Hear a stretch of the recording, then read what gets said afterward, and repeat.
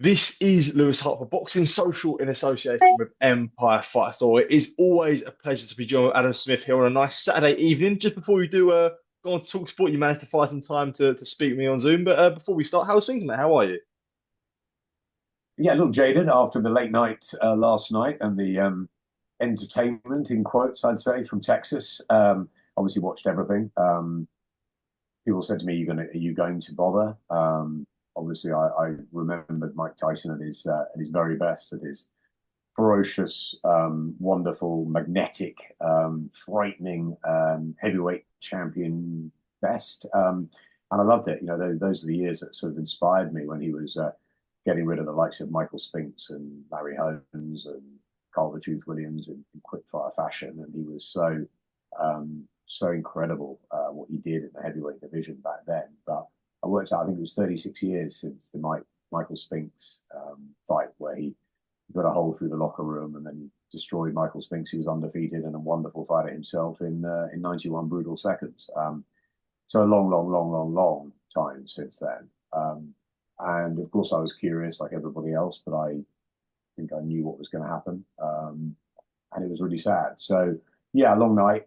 So how am I today? Feeling a little bit reflective of sort of what it was. A very hard watch. Huge respect for Mike Tyson to put himself through a training camp for 6 months at this stage of his life. After what he's been through, the ups and downs, what he's put his body through over the years. So no problem with him trying a challenge or trying something else. I just wish it hadn't been in a boxing ring.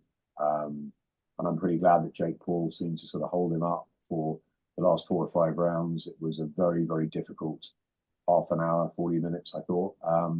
The event was incredible. The entertainment side of it, the look, feel, the fights before, Barrios and Ramos was great. Taylor and Serrano, great. A little bit of controversy at the end, obviously, with the result and the headbutting in quotes, but really good fights and obviously breaking records and a huge audience both there in the Dallas Stadium and also on Netflix. And it must have been because my Netflix was buffering, and I'm sure yours was, and the stream was packed with people who are intrigued and fascinated by the story, because that's what it is, a story. What's it like going in the ring with Mike Tyson? For your generation, what was it like?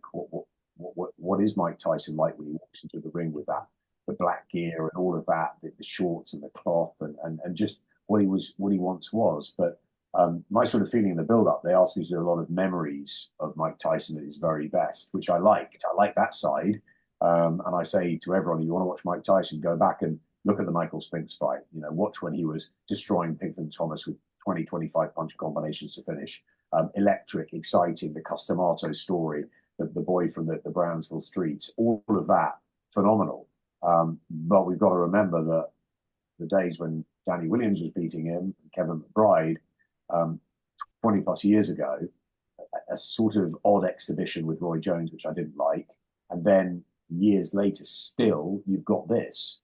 And there's the nostalgia and all the boxing fans going, and the boxers themselves saying, "Oh, we want Mike to win. Come on, Mike, smash him up," all that.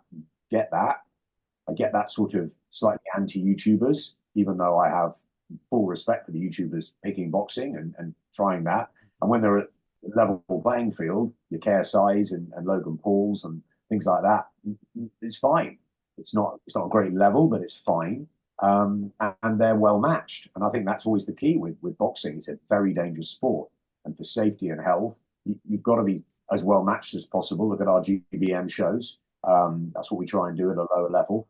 Match fight as well. That's good for the fans and it's good for the fighters themselves to have that challenge, but also know you're going in the ring with someone who's roughly around about the same level as you, as opposed to somebody who is 30 years your senior or your junior, and in Jake Paul, someone who wouldn't have been able to lace Mike's gloves, boots up back in the day, but now is a young, athletic, strong man who sort of has to hold him up because otherwise he's going to be badly hurt.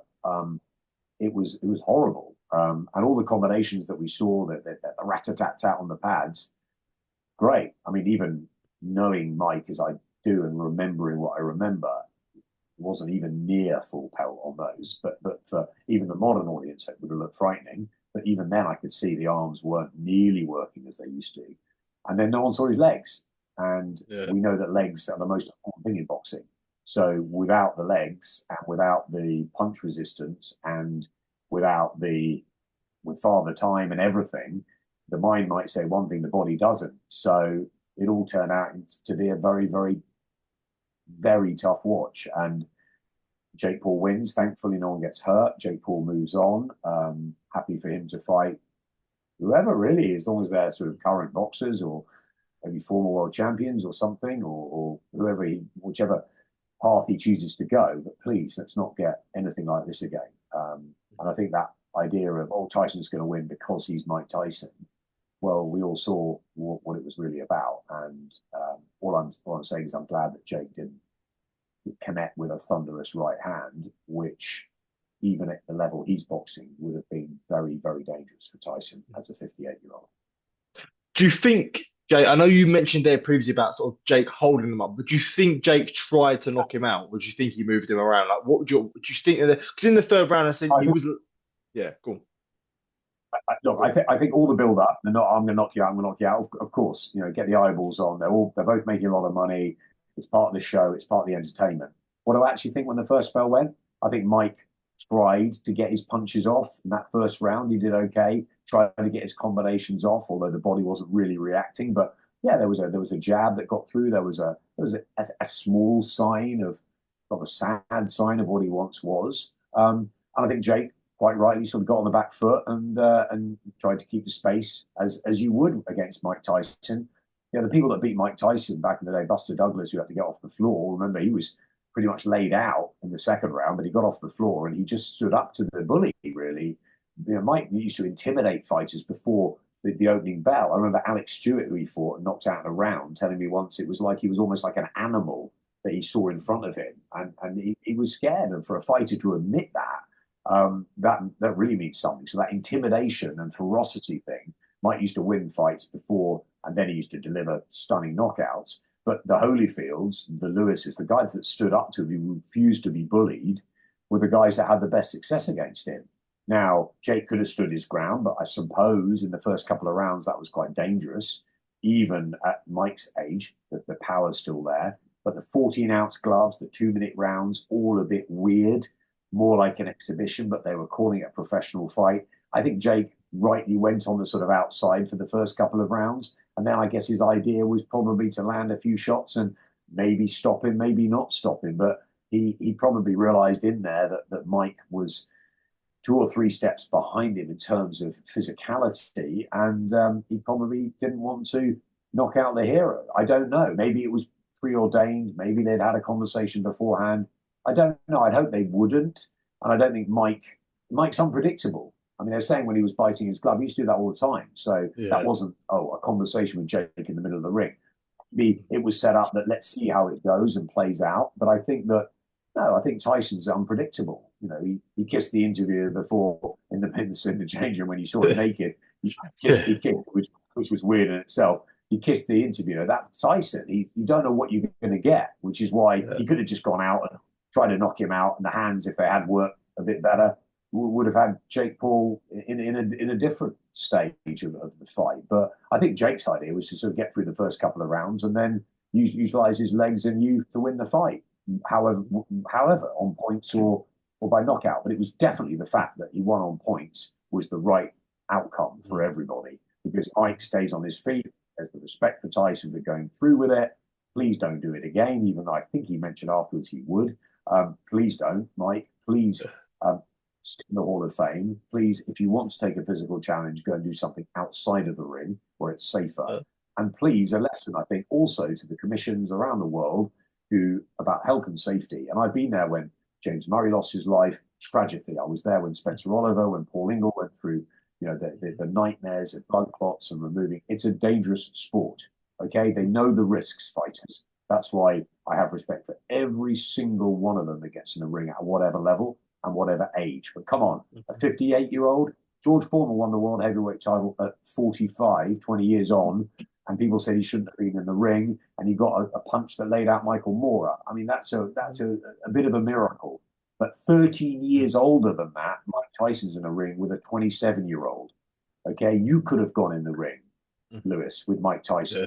on Friday night with a bit of training and would have been able to handle yourself. That's Yeah. that's the worry, and you would have never have gone near him in his prime. And I think that was the intrigue of what is it like taking on Mike Tyson. And Jake Paul sees, okay, this is a great way of making money. It's a great way of getting attention and spotlight. Let's go in with one of the greatest fighters in heavyweight history. And why not? Cynical, theatre, exhibition, eyeballs on the sport, all of those things you can debate. I'm just glad it has passed without a major incident. I'm glad it's in the books. Jake Paul can move on. There'll be still the attention on whether he can achieve what he can achieve. And I and Mike, we can go back and watch those wonderful archives of when he was at his pomp, because he was a truly terrifying heavyweight and one of the most magnetic sportsmen in the world because of what he did in and out of the ring, the trials and tribulations, the ups and downs. A lot of people that I spoke to, a lot of trainers said he wouldn't even get to 40. So his life was so out of control. He's got to 58. He's in good shape. He's in good spirits, I think. Keep him occupied, busy, look after him. He's an idol to so many. And he got through it, and huge respect for him for getting through it. But it was a very, very hard watch. So with you saying that there, and when you take into a lot of factors, Netflix obviously with they're making their debut in live sport and sort of dabbling into world of boxing, the amount of viewership on it, like take away, I know it's a big part, but take away like everything that happened in the undercard with Taylor, with Katie and Amanda having a great fight. When you look at it sort of on the casual eye and you see that that's the advert for boxing, with being Jake Paul and Mike Tyson, is that a bad precedent? You think it looks bad for the sport, in a sport that we're constantly trying to sort of claim to be this certain thing? Did it let itself down? It's a really good question, and it's a difficult one to answer. Some would say definitively. Some would say, "Hey, we watched it, and the world moves on. No one got hurt." No one's talking about Chris Billam-Smith and Zerto Ramirez tonight, which is really sad. No one really talks about Vival and Batemiev outside of our guys, outside of the trade. They're the fights that we really have to see. So I think it was really good that we had two great fights on the bill so that Netflix make their debut. They put on a fantastic show. And despite the controversy and the disappointment in the main event, at least you have a fantastic fight with Barrios and Ramos. Really, really good fight that was. The knockdowns, the draw. It was a really good. That was a great advertisement for top quality boxing. And we had a little bit like that when Logan and KSI fought. We had Billy Joe on, we had Devin Haney on in LA. Actually, neither of them performed particularly well that night, ironically. They weren't great fights. But we had a decent matched top of the bill, nominal top of the bill, even though Logan and KSI are not going to, win world titles or whatever, but they are what they are. And I think that was great to watch. What we had two world title fights, which both of them lived up to expectations. The Barrios Ramos one was not expected to be what it was, and it was horrific. And then the Katie and Serrano fight was every bit as good or as intriguing or as fascinating or as competitive as the first one in the Garden, which is brilliant to get two rematches. We saw Fraser Clark and Fabio Wardley have a phenomenal fight earlier in the year, and then it was a one-round blowout in the rematch. This was 20 rounds of ultra competitive, incredibly spirited, phenomenal bravery fighting. One of them going up in weight, Katie biting down on the gum shield, and I know that the headbutts were a big talking point. I don't think Katie, they said it was lovely when they said Katie's such a nice person outside the ring, but inside, she's a fighter. And was there the heads clashing a bit? Yes, there were, of course. And she got a point taken off, and I thought she lost the fight. I thought Amanda won it, but it was close. And as Andre Ward said afterwards, you can't have a classic fight with being a robbery. So I don't buy into that Serrano won it by miles. I don't buy that at all. Obviously, the crowd made their noise, their boos and all that. And I think the Katie team were probably quite surprised that they got it. But sometimes you need a little bit of luck in there. And Katie has won both fights, but they've both been very, very close. And I think Amanda could be disappointed not to have maybe got the nod last night. To be honest with us, I didn't really care who won that fight. It was just a great advertisement for the sport. and it was fantastic. So was it good that it was on there? Yes, it was great because it got the eyeballs. Was it slightly disappointing the fact that it will be remembered for the Tyson Paul um, 8 rounds? What do we call it? Exhibition. I don't know what to call it. It's just an event which a lot of people watch, which was really very, very tough to witness. But I don't know. Look, this is my opinion. My opinion is because I've seen Mike Tyson at his best, and I'm a big supporter of what Jake Paul and the guys are doing. They're putting boxing on the spotlight, and yeah, I can understand why my guys. I've got Sophie Alish fighting next week in Newcastle. I've got Narali Yomeri fighting in London at York Hall. These are shows. These are fighters that are not earning any real money at the moment, but they're just Mm-hmm. fighting their way through. Like GBM shows, you know that, and it's hard for those fighters to watch and say, well, why are they getting 20 million and whatever? Jake Paul's had 10 of that fights, and so have I. But Jake Paul's an entertainer and he's a creator and he's found a market. And actually, I have no problem with the Misfits and that because they're fighting at a level and it's okay. It's entertainment for a younger audience. And if then they get into the Katie and Serrano fight or the Barrios and Ramos fight, suddenly they may be watching Chris Billam-Smith tonight. So that's a good thing. We're saying we've got to get the casual fans still hooked on it. Well, they should make Fury Joshua next year and they should make Eubank Ben next year because they're fights that casuals want to see. Yeah. What we want to see is Bivol Batelia again. What we want, do you know what I mean? We want to see those. Yeah, of course. Yeah. We have to get eyeballs on, but in a way, the eyeballs, an amazing entry for Netflix in terms of entertainment and breaking records and all of that, and very, very clever business. And I suppose no one knows until the first bell goes what is actually going to happen. And maybe if Mike Tyson won in a round and the boxing fans and the boxers themselves, who are all supporting Mike, would have gone, yes, fantastic, he's done it. But I think it was nostalgia. I think people were going down memory lane. And I think ultimately it's father time. A 58-year-old should not be in a boxing ring with a 27-year-old. And they've got to look at that. And I hope that that sort of thing doesn't happen again. Lennox said he'd have no interest in it. I know he was there. I know Holyfield was there. Yeah. Lennox took his kids. He's got no interest in getting in the ring, I don't think, unless I guess they pay him, it's ridiculous money. And then maybe that's up to fighters if they want to do that, retired or not. But I don't want to see that sort of thing again. I think the point's been made. I didn't like the 14-ounce gloves, the 2-minute rounds. It felt like they were turning it from a professional fight into an exhibition. They didn't really know what it was. What they did know, or that they hoped for, was exactly that outcome last night, that Jake Paul would win and go on and that no one got hurt. So thankfully, we got that. Definitely. Lastly, from myself, Adam, I know you said that you did think Amanda Serrano won the fight, but I did want to touch on Katie Taylor because obviously another win for her against Amanda Serrano.